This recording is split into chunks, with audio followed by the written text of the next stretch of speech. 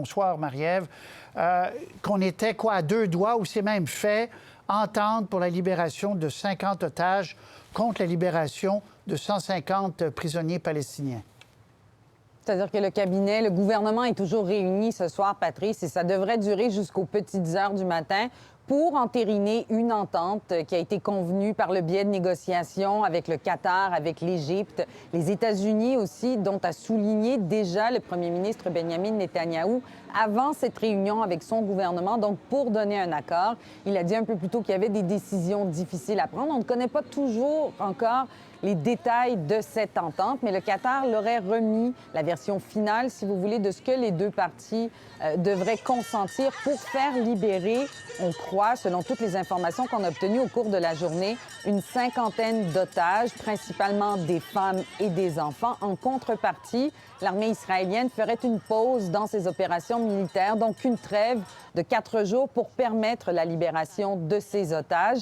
Il y aurait aussi un échange de prisonniers, des prisonniers palestiniens qui sont en ce moment détenus par les Israéliens, quelques 150, mais on ne sait pas lesquels et selon quelle logique ils seraient choisis. Donc, c'est tout ça qui est en train d'être discuté.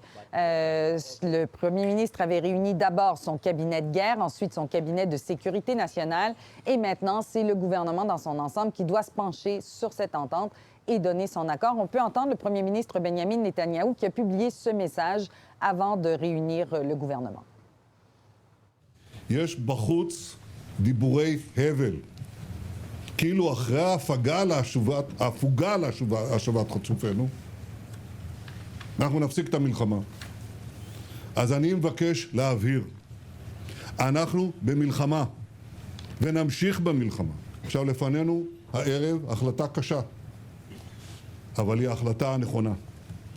כל גורמי הביטחון תומכים בה, באופן מלא. Donc, on le voit, il tente déjà de plaider, de rassurer ceux qui étaient contre ce genre d'entente, Marie-Ève. Oui, voilà, le premier ministre Benjamin Netanyahou qui dit que ça ne veut pas dire que la guerre va prendre fin, que c'est un moment de pause pour récupérer une partie des otages et que l'armée israélienne va pouvoir se repositionner. Sauf qu'il y a de l'opposition au sein de son gouvernement, les membres d'extrême droite du gouvernement, notamment le ministre des Finances, Smotrich, le ministre de la Sécurité nationale, Ben Gvir. Mais essentiellement, il a le soutien de la majorité de son gouvernement. C'est ce qu'on peut comprendre des interventions qui ont été faites. Et puis sinon, sur toute la logistique de la libération de ces otages, il va falloir prendre un certain recul pour voir comment ça devrait se faire, avec le concours de la Croix-Rouge internationale normalement. Mais encore là, on n'a pas les détails de tout ce qui devrait se passer pour que l'entente puisse tenir. Mais déjà, au moins, quelques pas. Merci beaucoup, Marie-Ève Bédard à Jérusalem. Bonne soirée. Au revoir. Au revoir.